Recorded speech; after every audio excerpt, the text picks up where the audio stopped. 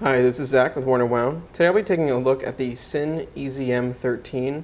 This is a watch that Sinn brought out at Basel 2014 that was a very cool addition to the lineup.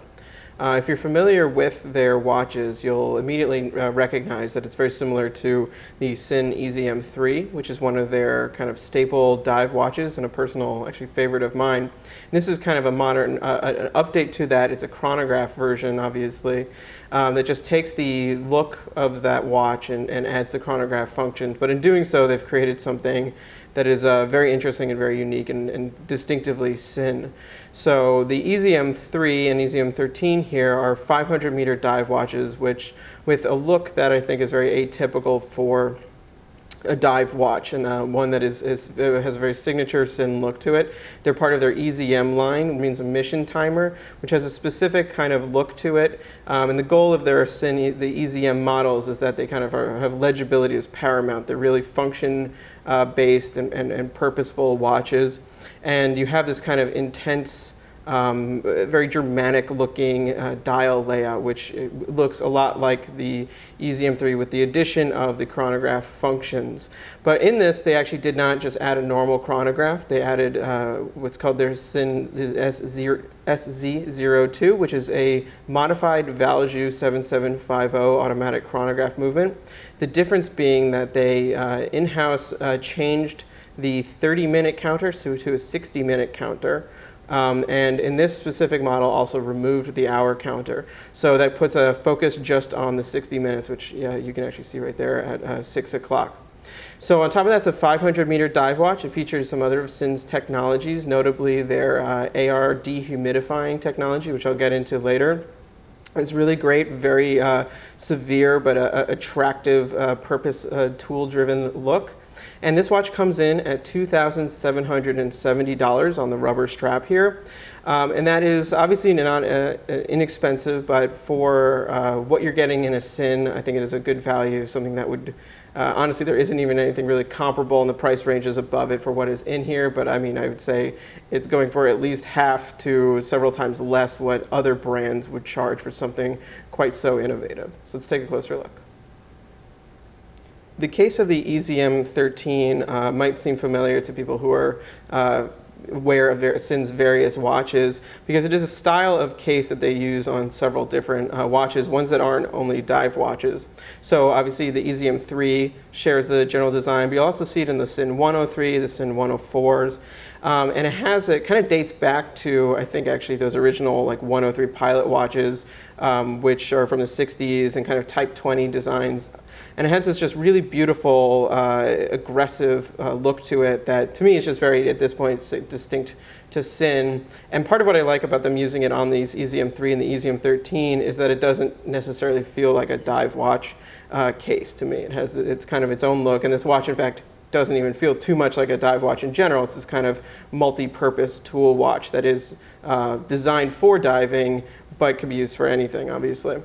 So the case size is actually 40 millimeters under the bezel, but about 41.5 at the bezel, about 46-ish lug to lug, and 15 millimeters tall. So obviously it's quite tall there, given the automatic chronograph, but with the relatively small diameter you have, it doesn't feel too big or look too big. Rather, it's kind of like a blocky, chunky watch. But with these kind of bezels, this kind of lug shape here, very geometric lugs with these, great facets on them, chunky and blocky make a lot of sense. So it's just part of the design, the aesthetic. Overall, the proportioning though makes a lot of sense.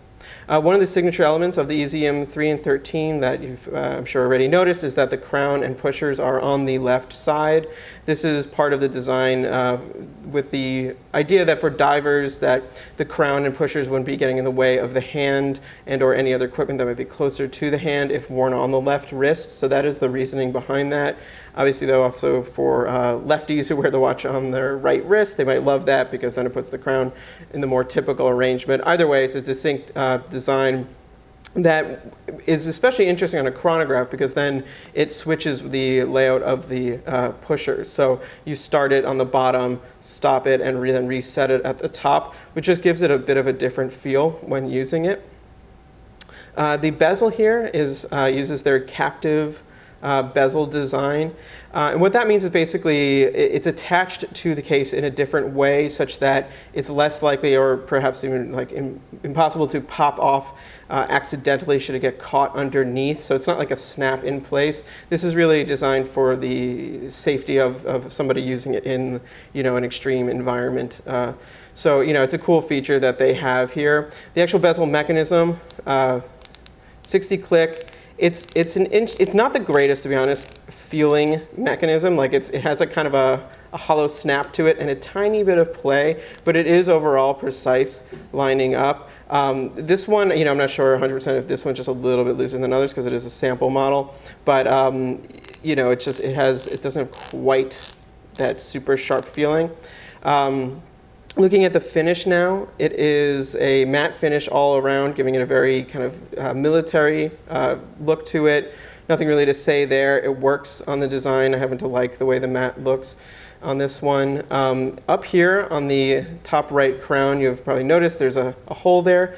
That is the copper sulfate capsule. But that is part of their AR dehumidifying system here, which has a 3-part system. So the case is filled with inert gas, argon. Then it has special seals throughout that let in, I think, something like 25% less moisture in the gaseous form than any other type of seal. And then you have the dehumidifying crystal. So basically the idea is that, any moisture that's in the air that's going to naturally permeate through into the watch is being lessened by the fact that there's an inert gas in there and then being dried out by the copper sulfate. And what happens with this is as it retains more moisture, it'll get more and more blue, which is why they show it to you here. There's actually a little sapphire crystal cap over it, which you can't really see with the naked eye. Once it gets to a certain shade of blue, which they show on their website, the idea is to replace it, which can be done if you're in the US by RGM or if you're overseas by Sinn themselves. And what this also does by filling it with the gas is basically make it so that it won't fog up during a temperature change or in diving. It's not something that I've ever noticed in a personal daily use, a watch fogging up. That's really for people who are using this for the tool purpose that this watch is meant for. Once again, 500 meters on that as well. Flipping it over now, you also see solid case back as you'd expect on a dive watch. This does have anti-magnetism up to 80,000 units. I believe there then might be a Faraday cage inside of that, then protecting the movement, which is what you would typically find. So, this is a tool watch through and through. It has all of those kind of details you'd want to find. Now looking at the dial of the Ezm 13, you have actually kind of a lot going on here, and it's a very interesting dial that they kind of utilize some different techniques to bring some information forward and then leave some information back so you can focus on what's important, not be distracted despite the amount that is actually happening. So the surface is like a matte black. It's not quite like a super dark black, more of like a very dark gray. I happen to like how that just looks with everything around it, with the matte case, with the color of lume they chose and everything. Obviously also works for legibility and contrast. Now looking at the main index here, you have this kind of like signature EZM index. You'll see it on the 3F, you'll see it on some of their dive watches. It's just like the look that they use. So it just consists of loomed rectangles at the hours or 5-minute intervals, and then white lines in between them. Those lume markers get a little bit longer at 3 and 9, and they double up at 12 with a slight taper.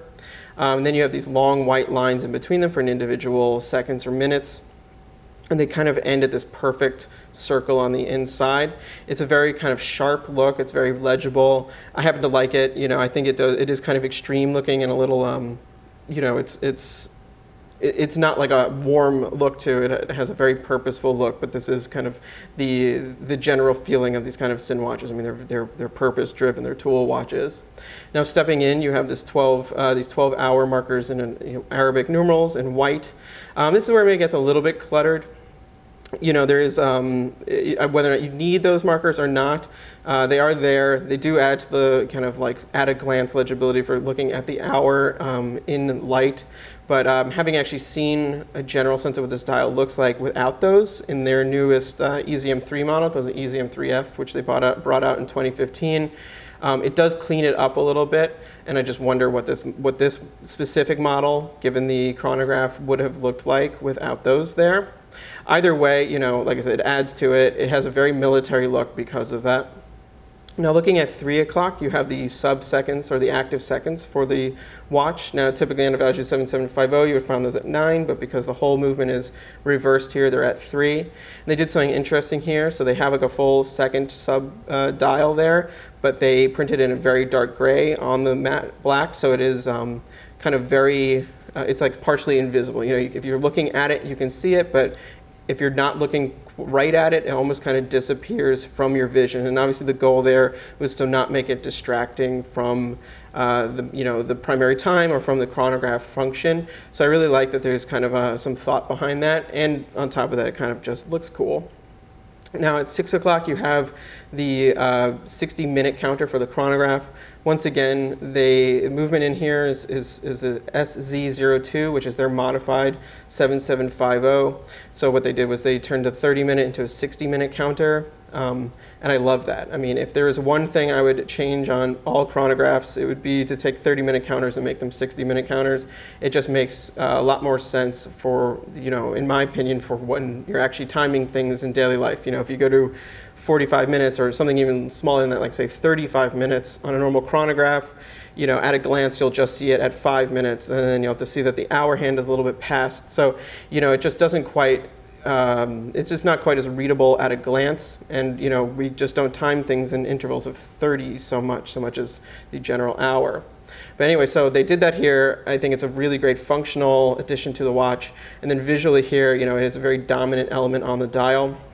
So it's this very large sub-dial here, taking up a lot of real estate on the bottom half of the dial. I happen to really like that aesthetically.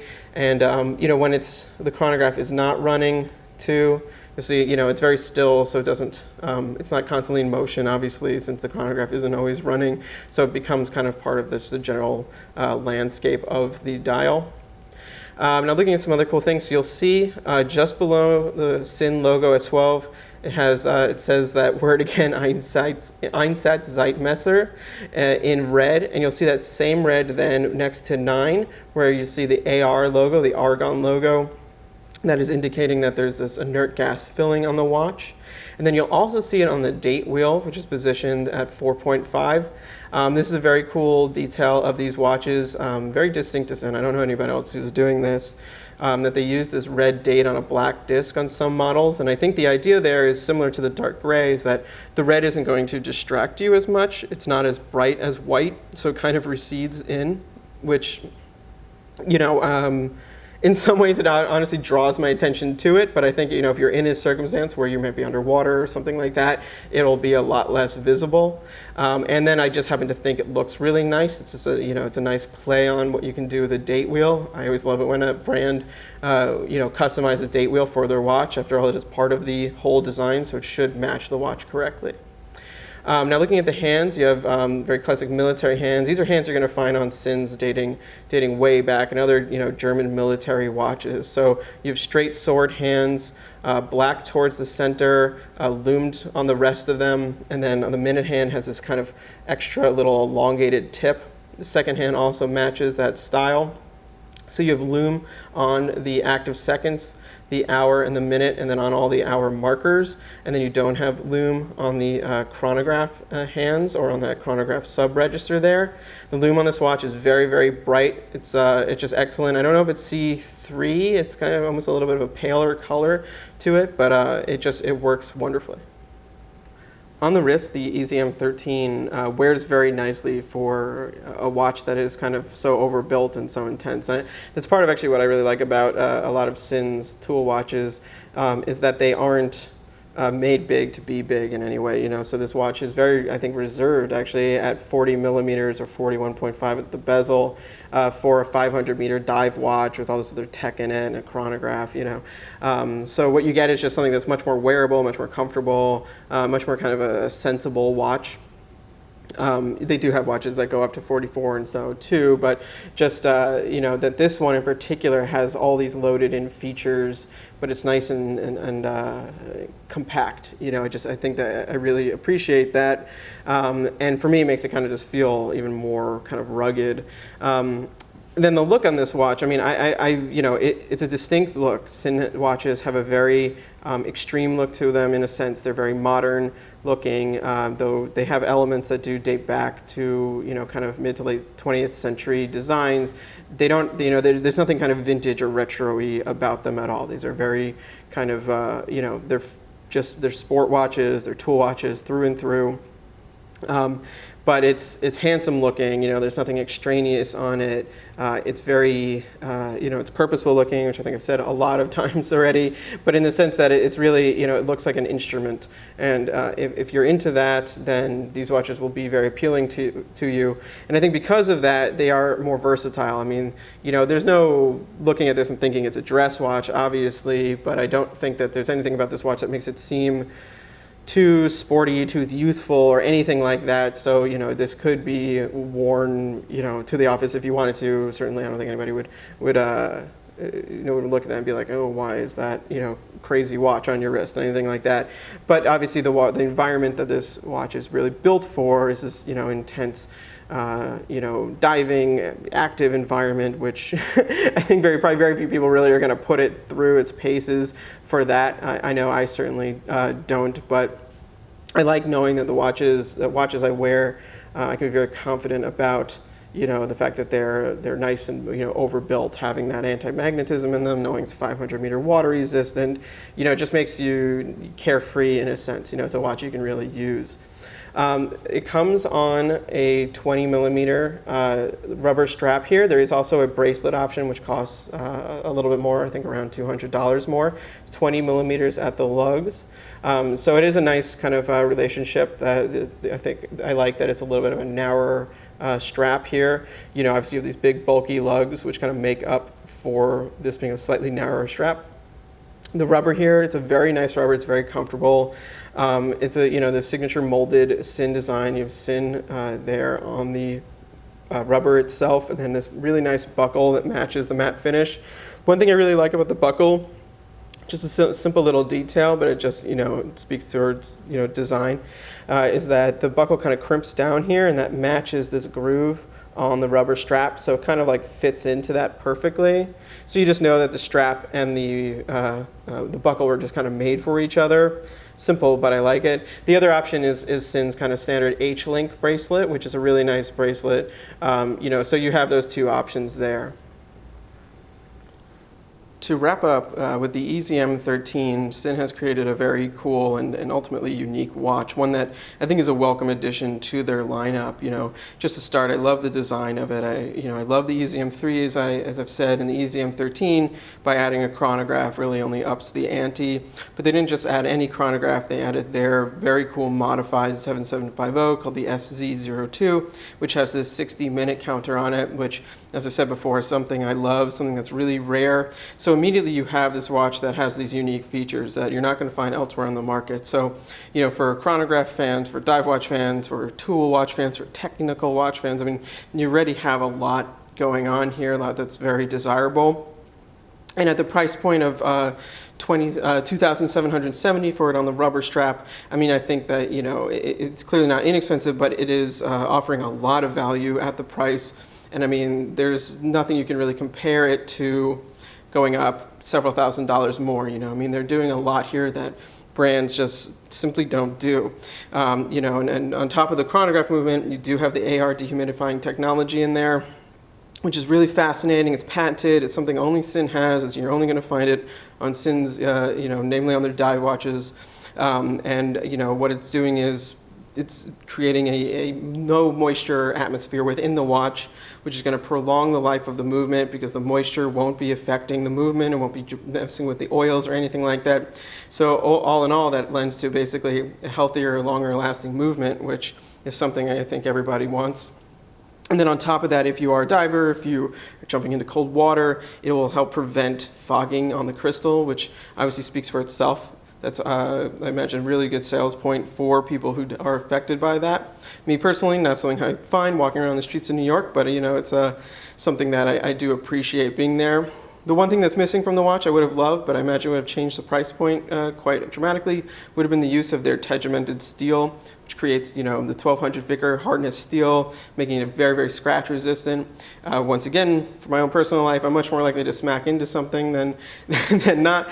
But, so that's just one detail. But, it's a give and take. They have this very cool movement. They have this very cool technology. And, at coming in at under $3,000, clearly there's a lot going on here, a lot that's worth getting into. So please read the full review on Worn&Wound. Follow us on Facebook, Instagram, and Twitter. Thank you.